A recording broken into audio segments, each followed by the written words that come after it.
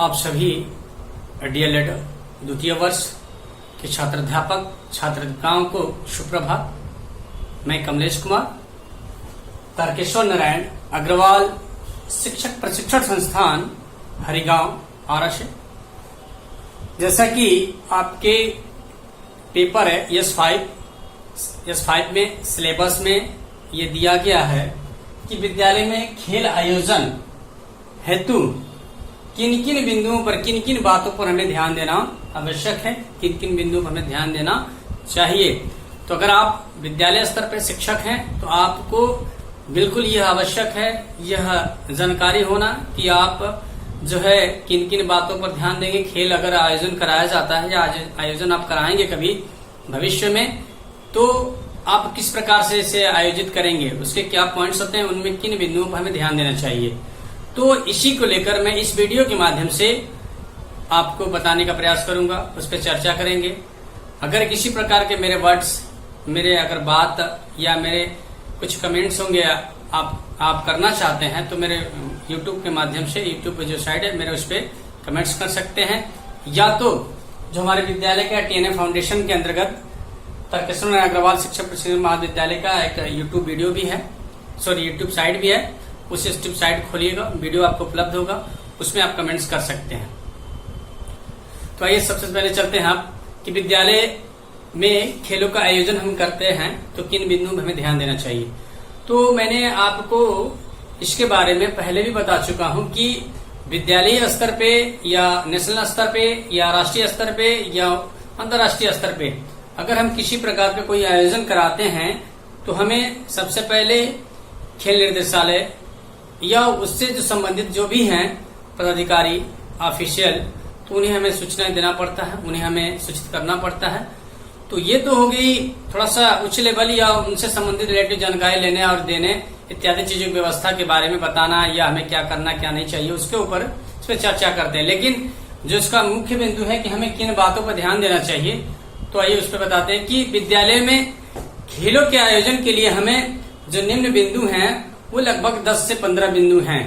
जिसमें हमें क्या करना चाहिए, इस पर ध्यान बिल्कुल अगर नहीं रखते हैं तो हमारे खेल आयोजन जो हमें आयोजित करना है विद्यालय स्तर पे, अंतर विद्यालय स्तर पे, वो बिल्कुल सफलतापूर्वक नहीं जा सकता। इसलिए हमें इन बिंदुओं पर ध्यान देना जरूरी है। तो सबसे पहले इसमें होता है विद्यालय प्रशासन को कि हमेशा खेल आयोजन के लिए हर वर्ष खेल दिवस का एक आयोजन होना चाहिए। खेल दिवस अगर आयोजन जैसे 29 अगस्त को खेल दिवस मनाया जाता है मेजर ध्यानचंद के जन्मोत्सव के रूप में, तो उनपे 29 अगस्त को खेल दिवस मनाना चाहिए विद्यालयों में, और उनमें ऐसा लगे कि बच्चों में कार्यक्रम हो रहा है, सीखने की प्रवृत्ति है या खेल के सीख सकें, तो ऐसे हमें उन विद्यालयों में निश्चित रूप से कराना चाहिए। विद्यालय में अगर पूर्ण रूप से शिक्षण शास्त्र का एक जो खेल शिक्षक द्वारा क्लासेज चलाई जाती हैं, उनमें ये चीज बताया जाए कि खेल दिवस कब होता है या हमें खेलने से क्या विकास है इत्यादि चीजों को उन्हें बताया जाए। तो विद्यालय प्रशासन को पहले पॉइंट्स कि हमें खेल दिवस का जो है बिल्कुल आयोजन करना चाहिए। सेकेंड पॉइंट्स रहेगा इसमें खेलों का जो है सामान्य अवसर दें, जो खेलते हैं हम और खेलने के लिए बच्चों को उनमें उनको जो है सहभागिता करने के लिए एक सामान्य अवसर दें, और ऐसे ही खेल को जो है आयोजित कराएं जिनमें बच्चे बिल्कुल प्रतिभाग करें और सामान्य रूप से, ऐसा नहीं कोई बिल्कुल परेशानी हो, कोई कठिनाई हो। इसमें क्या है, हर वर्ग, बच्चे के हर वर्ग, बालिकाओं के लिए, छोटे बच्चों के लिए, बड़े बच्चों के लिए, जैसे इसमें देखें तो छात्र की जो आयु होती है, कद होता है, कौशल होता है, इन सारे चीजों पर हमें क्या करना है, विशेष रूप से ध्यान देना है कि बच्चे किस कौशल को ज्यादा जानते हैं या किस खेल के बारे में ज्यादा जानते हैं। ऐसे खेल कराए जाए जो बिल्कुल सरल हो, जो बिल्कुल आसान हो, बच्चे आसानी से कर ले, बच्चे प्रतिभाग कर ले, बच्चों को जो खेलने का एक अवसर मिले। तो इन बिंदुओं पर हमें ज्यादा ध्यान देना चाहिए। उसके बाद खेलों की जो विविधता होती है उनके बारे में बच्चों को भी बताएं कि स्कूली जो विभिन्न प्रकार के जो कुशल निरीक्षण होते हैं उनमें नियुक्त होते हैं, उनमें क्या करना है कि एक बिल्कुल ऐसी व्यवस्था करें जैसे बच्चों में रुचि पैदा हो, जिससे उस खेल के प्रति बच्चों में रुचि आए, बच्चों में वो चेष्टा जागृत हो कि हम खेलेंगे। ऐसी भावनाओं का उसमें विकास करे। ऐसे बिंदुओं को ध्यान दें कि खेल जो हो उसमें विविधता हो, ऐसा नहीं कि बिल्कुल समानता हो। खेल थोड़ा सा ऐसा लगे कि नहीं बिल्कुल खेलने लायक बच्चे खेलें, उसमें रोचकता है। उसके बाद खेलों का निरीक्षण, ये ध्यान दें कि जब खेल आयोजन होता है या खेल कराते हैं तो जो निरीक्षण होता है वो खेल के उस खेल से कुशल निरीक्षक क्या ही नियुक्ति करनी चाहिए, उसके अकॉर्डिंग ही बच्चों को खिलाना चाहिए, उनके निर्देशों में ही बच्चे को या जो है गेम आयोजन कराना चाहिए, जिससे किसी प्रकार की कोई परेशानी, किसी नियम के बारे में कोई ऐसे जो खेल के दौरान कुछ ऐसी घटनाएं होती हैं उनमें जो है अच्छाई और सफलता है, ऐसा नहीं कि कोई परेशानी खड़ा जाए। तो इसलिए खेल निरीक्षक का जो विशेषज्ञ के रूप में एक नियुक्ति करनी चाहिए विद्यालय प्रशासन को। उसके बाद आप विद्यालय प्रशासन को ये भी ध्यान रखना चाहिए कि जो खेल हो रहा है उसका एक समय सारणी तैयार हो। अगर समय सारणी स्थान सही से बिल्कुल क्लियर करके रखा जाता है तो वहां पर दिक्कतें नहीं आती, क्योंकि कहीं कहीं ऐसा होता है आयोजन के समय कि खेल होता है कोई 9 बजे और करा दिया जाता है 7 बजे, या खेल कोई 9 बजे होता है करा दिया था 12 बजे। तो ऐसी स्थिति को बिल्कुल न जागृत होने दें। तो सबसे पहले खेल का स्थान और खेल का समय ये निर्धारित कर दें। उसके बाद खेल का क्या नियम है, इन सारे निर्देशों को एक साथ प्रेषित करें, पहले इस चीज को ध्यान देना चाहिए। उसके बाद आपको जब खेल कराना है तो खेल के दौरान हमें किन किन जो है वस्तुओं की आवश्यकता पड़ेगी और क्या क्या हमें व्यवस्था करनी चाहिए, इन बिंदुओं को भी चर्चा में रखना चाहिए, इन बिंदुओं को भी ध्यान में रखना चाहिए विद्यालय प्रशासन को या एक शिक्षक को जो कराता है खेल आयोजन। तो उनको टूर्नामेंट की सारी व्यवस्था को ध्यान में रखना चाहिए, जिससे किसी प्रकार का किसी का कोई उपकरण हो, किसी बच्चों किसी प्रकार कुछ वस्तु का जो है किसी उपकरण की आवश्यकता पड़े तो वो समय से और खेल के दौरान तुरंत मिल जाए, जिससे कोई परेशानी खड़ी ना हो। उसके बाद खेल प्रशासन को यह भी देखना चाहिए कि खेल जब होता है तो प्रत्येक खिलाड़ी का जो प्रतिभाग करता है जो है जीते चाहे हारे, चाहे टीम वर्क हो, चाहे टीम गेम हो, चाहे व्यक्तिगत गेम हो, उन सारे खिलाड़ियों को रिकॉर्ड रखना चाहिए, जिससे अगर आगे कहीं खेल कराना है, अंतर विद्यालय जो है अगर नहीं होता है तो बाहर अगर कहीं कराना, जिला स्तर पे, ब्लॉक स्तर पे, तो ऐसे जगह इनका रिकॉर्ड अगर बना रहता है तो आप एक बार देख सकते हैं कि कौन खिलाड़ी या कौन छात्र किस खेल में आगे है या किस खेल में कौन सा छात्र ने मेडल लाया था, जो आगे लाने की संभावना है, इसे प्रतिभाग कराना चाहिए। तो विद्यालय प्रशासन को एक चीज ध्यान रखना चाहिए कि खेल का रिकॉर्ड सभी बच्चों का हो, जो खेल जितने बच्चे प्रतिभाग करते हैं, छात्र प्रतिभाग करते हैं, उनके सारे रिकॉर्ड रखने चाहिए। तो ये रिकॉर्ड हो गया। उसके बाद एक जब खेल आयोजन के हमें निर्देश मिल जाते हैं विद्यालय प्रशासन के द्वारा या ब्लॉक स्तर द्वारा या डाइट स्तर द्वारा, तो वहां पे सबसे पहले हमें क्या करना है, खेल समिति का एक गठन करनी चाहिए। खेल समिति का गठन प्राचार्य द्वारा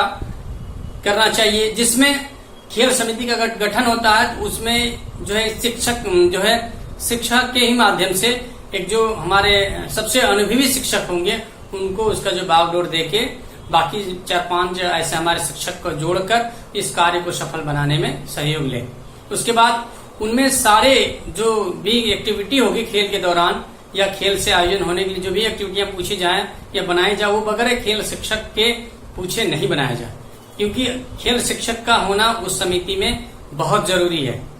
उन्हीं के अकॉर्डिंग ये चीजें चलेंगी, उन्हीं के मार्गदर्शन में। लेकिन खेल समिति अगर होती है तो खेल समिति जो है कंट्रोलिंग इत्यादि चीजों की व्यवस्था उनके द्वारा की जा सकती है। उसके बाद अब देखते हैं खेल समिति अगर बन जाती है तो खेल में या हमें कौन कौन से खेल कराने हैं,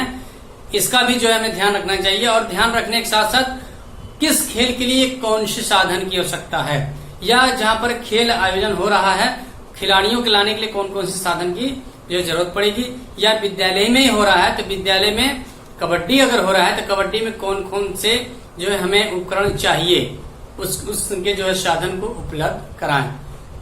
इस चीज को ध्यान है। उसके बाद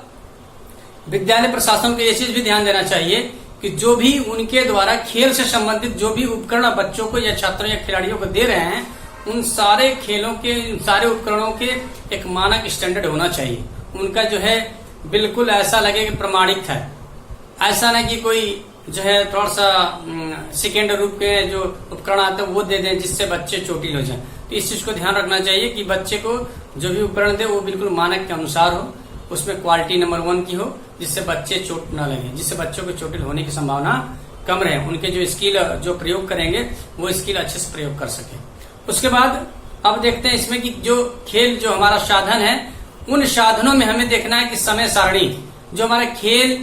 के जो दौरान अगर बच्चा किसी प्रकार का आयोजन से पहले अपन अभ्यास करना चाहता है तो खेल प्रशिक्षक द्वारा ये ध्यान रखना चाहिए कि उनको नित्य दिन एक अभ्यास के तरह एक समय सारणी उनका बनाया जाए, जिससे बच्चे नित्य दिन जो है उस पर अभ्यास करें खेल से पहले, और तब जाकर अभ्यास करने के बाद परिपक्वता आ जाती है बच्चे को, या खेल का आयोजन होने वाला है तो उससे पहले हमें उसके अकॉर्डिंग प्रशिक्षण दें प्रतिदिन, जिससे बच्चे में कौशल का जो है निपुणता विकास हो और आगे जाके या खेल प्रतिभाग करके कॉलेज के लिए, अपने जिला के लिए, अपने गांव के लिए, प्रदेश के लिए मेडल हासिल करे, जिससे विद्यालय गौरवान्वित हो, जो शिक्षक वो गौरवान्वित हो, हमारा प्रदेश गौरवान्वित हो। तो ऐसे जो है कार्यक्रमों में सहभाग करने के लिए सारे बच्चों को, सारे खिलाड़ियों को समय सारणी बना दें, उससे बच्चे जो है प्रैक्टिस करें, अभ्यास करें। उसके बाद आता है इसमें कि जब अभ्यास के ही दौरान अगर बच्चे को जब जिससे प्रोडक्ट से अभ्यास कराते हैं तो ये चीज ध्यान देना चाहिए कि आगे जिस खेल में हमको, जैसे अगर हमें हॉकी खिलानी है तो हॉकी में किस प्रकार की स्टिक होती है, उसके अकॉर्डिंग उसका जो है वजन जो होता है, उसकी जो लंबाई होती है, उसके अनुकूल, उसके समांतर बिल्कुल चीजों से, वस्तुओं से हॉकी से प्रैक्टिस कराना चाहिए, जिससे आगे चलकर उनको उससे खेलने में परेशानी न हो किसी प्रकार का। उसके बाद इसी में आता है कि जब किसी प्रकार की खेलें होती हैं तो खेल के दौरान ये चीज ध्यान देना चाहिए खेल निरीक्षक को या खेल प्रशासन को कि व्यक्तिगत जो खेल होते हैं उनकी अपेक्षा सामूहिक खेल अत्यधिक कराएं विद्यालय स्तर पे, ठीक है, क्योंकि विद्यालय स्तर पर कराते तो सभी बच्चे उसमें सहभाग करते हैं। जिस बच्चे को खेलना नहीं आता है वो भी खेलने के लिए जो है इच्छुक होगा कि उसके साथी खेल रहे हैं, मेरे साथी खेल रहे हैं, हमें भी खेलना चाहिए, सीखना चाहिए। हाँ, व्यक्तिगत गेम भी कराना चाहिए, लेकिन वो एक विशेष गेम हो जिससे बच्चे जिसे जानते हो उनमें खेलते हैं, तभी वैसा कराना चाहिए। नहीं तो विद्यालय स्तर पे सामूहिक गेम ज्यादातर कराने से बच्चों में भावनात्मक विकास जो है, संवेदनात्मक विकास, सामाजिकता का विकास और बौद्धिकता विकास इत्यादि, मानसिक शारीरिक इत्यादि चीजें जो विकास होते हैं वो अत्यधिक होने के चांसेस ज्यादा रहते हैं। तो ये गेम हमारा आयोजन कराने का यही बिल्कुल हमारा उद्देश्य होता है विद्यालयों में कि बच्चों में सर्वांगीण विकास हो। खेल खेल के माध्यम से बच्चों में, अगर एजुकेशन ले रहे हैं बच्चे क्लासों में, उनसे अगर किसी प्रकार की कोई कमी रह जाती है सीखने में, तो खेल एक ऐसा माध्यम है कि खेल खेल के द्वारा बच्चे को शिक्षित किया जा सकता है, बच्चे में वो चीजें जागृत की जा सकती है जो हम चाहते हैं, अगर क्लास में नहीं हो पा रही है तो, ठीक है। उसके बाद आता है इसमें कि निर्देशन, कि विद्यालय प्रशासन को इस चीज का भी ध्यान देना चाहिए कि जो हम प्रशिक्षण के लिए जो बच्चों को भेज रहे हैं, जो प्रैक्टिस करा रहे हैं, वो एक खेल निर्देशन के साथ बिल्कुल निर्देश दें, और निर्देश ऐसा हो कि बिल्कुल उसका पालन करना चाहिए। उसके बाद निर्देश देने और लेने का दोनों में खेल निर्देशालय के द्वारा ही पारित हो। उसके बाद इसमें आता है कि खेल जो हो वो बिल्कुल एक ऐसे स्टैंडर्ड लेवल पर कराया जाए जिससे हमें ऐसा लगे कि नहीं, इसका मानक जो है बहुत अच्छा है विद्यालय स्तर पे, और आगे के जो अंतर्राष्ट्रीय, राष्ट्रीय और कॉमनवेल्थ ऐसे गेम होते हैं नेशनल, जो उनको भी ऐसा लगे कि ये टच कर रहा है नियम, तो ऐसे खेलों को कराना चाहिए। ऐसे खेलों में नियम और जो है विद्वता लानी चाहिए, जिससे बच्चों में रोचकता बढ़ती है, बच्चों में आपकी जो है खेलने की जो इच्छाएं जागृत हो और खेले और सीखें। और सबसे पहले इस चीज को ध्यान देना चाहिए विद्यालय प्रशासन को कि किसी भी खेल के लिए अगर आयोजन करते हैं तो विद्यालय की तरफ से बच्चों में किट हो, उसके बाद उपकरण जितने भी होते हैं वो बगैर किट का न खिलाएं, बगैर उपकरण को उनको खेलने न दें। इस तरह से अगर किट में पहनकर अगर ड्रेस में खेलते हैं तो उनमें रोचकता आती है, खेलने का विकास होता है, मानसिक इत्यादि चीजों का उनसे विकास होता है। तो ये रहा आपका विद्यालय में खेल आयोजन के किन किन बातों पर ध्यान देना चाहिए। फिर अगर आपको इस वीडियो के माध्यम से कुछ नहीं समझ में आया, किसी प्रकार कोई बातें क्लियर नहीं हो पा रही है, तो आप मेरे यूट्यूब माध्यम से या मेरे यूट्यूब पेज को जो है आप कमेंट्स कर सकते हैं, बता सकते हैं, तो मैं अगले दिन बताने या करेक्ट करने का जो है प्रयास करूंगा। इस वीडियो को जो है अगर देखना चाहते हैं बिल्कुल कंटिन्यू, तो आप टीएनए फाउंडेशन पे या तर्केश्वर नारायण अग्रवाल शिक्षण प्रशिक्षण महाविद्यालय का यूट्यूब बना हुआ है, उसमें खोलिए और सभी जो है पेपर से रिलेटिव आपको वीडियो मिलेंगे, पीडीएफ मिलेंगे, जिससे आप आसानी से पढ़ें। आज के लिए इतना ही।